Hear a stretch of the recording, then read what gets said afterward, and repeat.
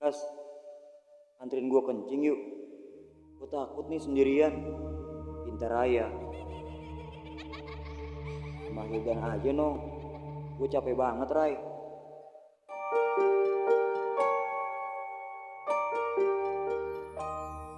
Menjak mereka berdua pergi untuk kencing, aku menunggu mereka lebih dari 2 jam lamanya. Namun, Hildan dan Raya tak kunjung kembali. Aku sangat khawatir dengan keadaan kedua sahabatku. Aku memutuskan keluar dari dalam tenda untuk mencari mereka. Sampainya aku di batas kawah cermai, aku menatap ke arah jurang itu. Lalu, Hildan, Raya, kalian di mana?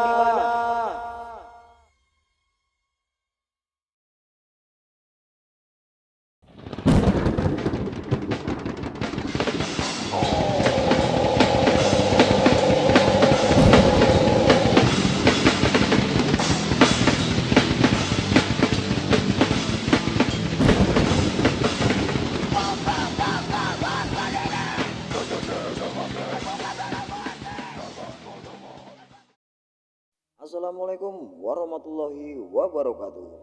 Kembali lagi bersama gue Lukas Priyatno pada segmen cerita horor pendaki gunung. Kali ini gue akan melanjutkan sebuah kisah yang terjadi di Gunung Cermai pada tahun 1996 part 2-nya. Untuk kalian yang ingin mendengarkan kisah ini, kalian bisa simak part 1-nya dan linknya gue taruh di kolom deskripsi. Sebelum kita lanjut ke ceritanya, untuk yang belum subscribe, silahkan tekan tombol subscribe terlebih dahulu agar gue bisa lebih bersemangat lagi membuat kisah-kisah terbaru di channel ini. Dan buat kalian yang udah support gue dari awal, gue ucapkan terima kasih. Semoga apa yang kalian lakukan mendapatkan rezeki dari Allah Subhanahu wa Ta'ala. Tanpa berlama-lama lagi, kita horor mendaki gunung dimulai. Jangan tutup mata kalian, karena mereka ada di sekitarmu.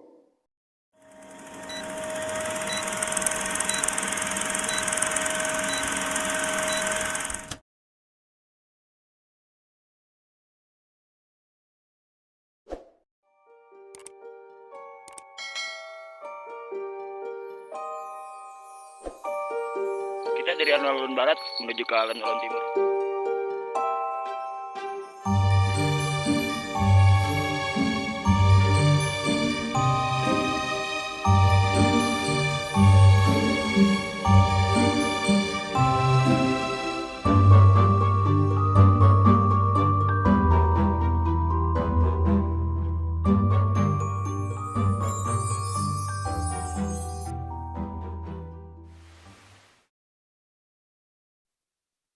Ulah macapruk di gunung Iyo. Laki-laki tua tersebut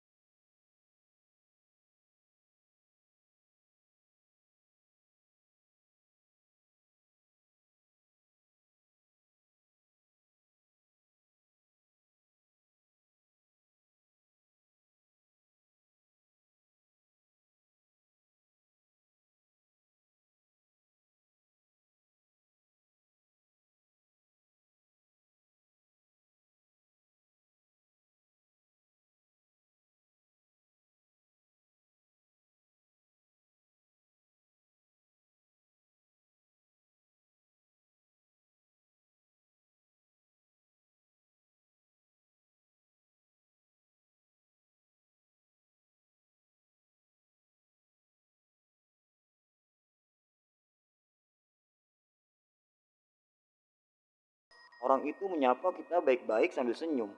Timpal Raya dengan mengangkat gelas kopinya. Demi Allah, dia tadi marah sama gue. Makanya gue takut. Jawabku memperjelas pada keempat temanku tentang apa yang aku lihat. Udah, jangan dibahas. Terus salah minum obat kali kas, timpal Fajar yang berada di gubuk sambil memasukkan termos air panas ke dalam tasnya. Udah ayo jalan lagi. Kita nggak bisa lihat matahari terbenam nih kalau kelamaan di sini. Teriak Jaki yang langsung berdiri. Perbincangan kami pun berakhir dan kami membersihkan semua sampah dan memasukkan kembali ke dalam tas. Kemudian beranjak pergi meninggalkan gubuk tersebut. Jaki berjalan paling depan, disusul Hildan, Raya, kemudian Fajar, dan aku berada paling belakang. Aku masih tak mengerti apa yang dimaksud oleh keempat sahabatku ini.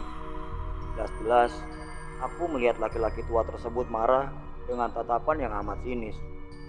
Tapi mengapa keempat sahabatku ini melihat dengan cara pandangan yang berbeda? Apakah aku sedang berhalusinasi? Gak tahu lah. Yang jelas, aku melihat laki-laki tua itu marah terhadapku. Gumamku dalam hati. Perjalanan kami lanjutkan. Sampailah kami di jalur yang menanjak dan amat curam. Sangat sulit mendaki di trek ini. Bahkan, aku bisa mencium lututku sendiri. Bebatuan dan kontur tanah yang amat licin membuat kami semua bergerak sedikit melambat. Akar-akar pohon kami tarik untuk membantu kami menaiki trek yang amat curam ini. Aku merasa berjalan sangat lamban dan aku tak merasa sampai-sampai di atas puncak Gunung Cermai. Padahal aku sudah berjalan hampir lebih dari 3 jam di trek yang amat curam ini. Tak ada jeda sedikit pun. Jalannya terus menanjak. Aku pikirkan miringannya sekitar 75 derajat. Ini jalur terparah di Gunung Cermai dan aku sangat kelelahan saat itu. Dan di sini sangat lebat. Pohon-pohon yang tinggi menjulang dengan ukuran yang amat besar, serta akar-akar yang keluar dari dalam tanah, seperti kaki-kaki yang membentang tak beraturan. Lumut yang menempel pada batang pohon tersebut menandakan pohon-pohon di sini amatlah tua. Ranting pepohonan yang menyuntai ke bawah seperti tangan-tangan setan yang siap mencengkram siapa saja yang melintasi tempat ini. Aku sangat ketakutan berada di dalam hutan ini, tapi perjalanan masih sangat panjang.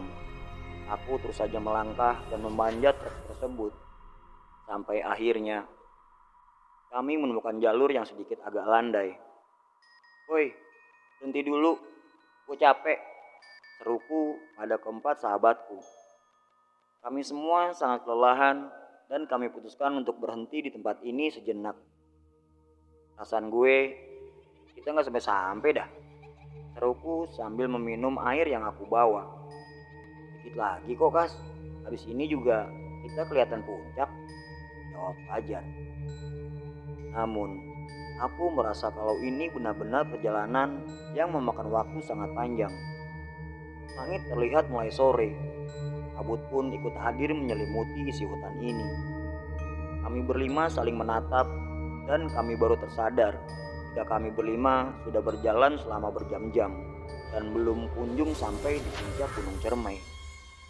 Aku kembali terdiam dan pandanganku tertuju pada pohon besar yang amat menyeramkan. Pohon itu sangatlah besar. Mungkin jika dipeluk kami berlima tidak akan sampai ke tepinya. Kabut semakin pekat dan jarak pandang kami hanya sebatas 5 meter saja. Mataku tetap tertuju pada pohon tersebut. Aku merasa ada sesuatu di balik pohon besar itu. Seketika bulu kuduku berdiri.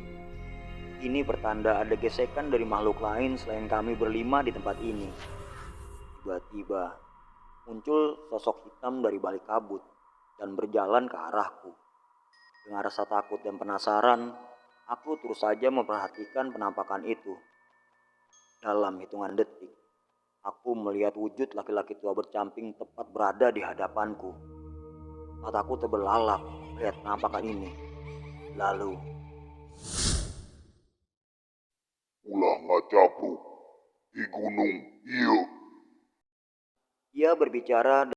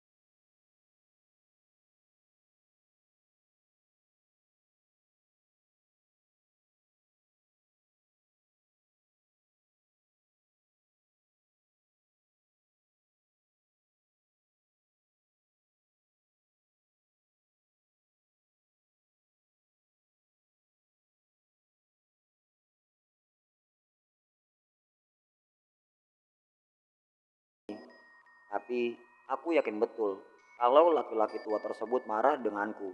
Entah apa maksudnya. Ayo kita jalan lagi. Kabut makin pekat nih, seru Hildan. Setelah laki-laki tua tersebut menghilang, kami kembali melanjutkan perjalanan menuju puncak Gunung Cermai. Trek masih dengan pepohonan yang tinggi menjulang serta akar yang muncul dari bawah tanah. Entah sudah berapa lama kami berjalan.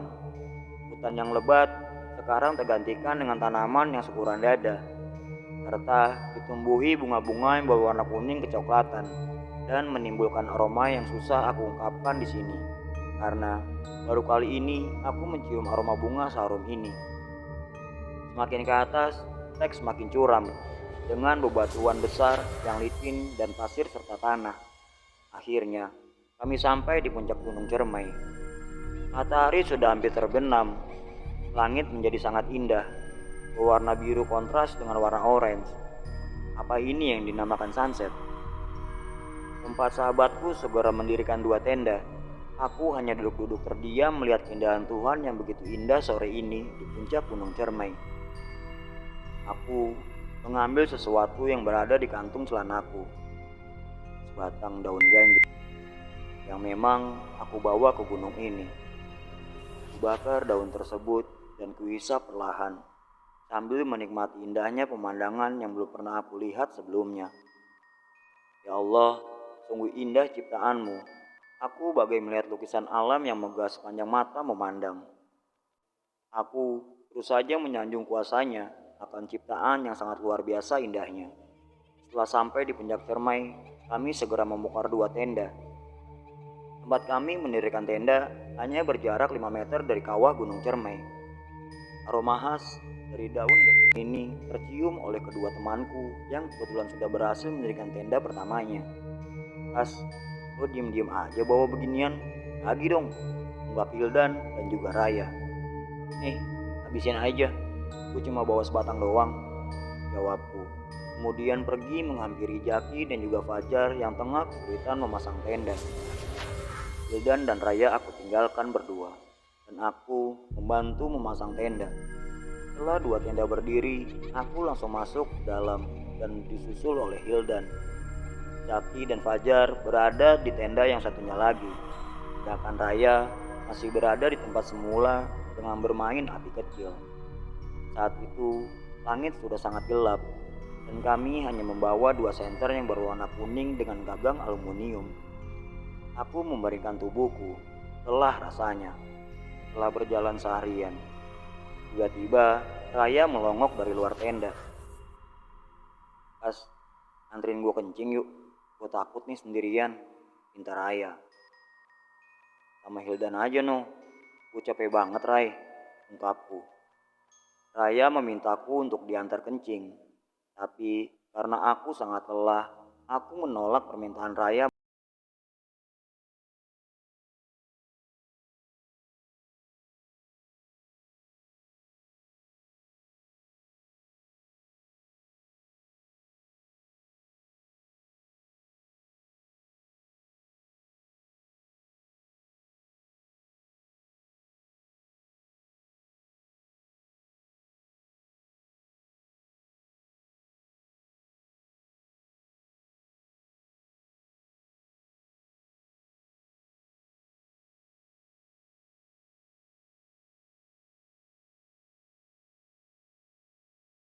Dan Raya tak kunjung kembali.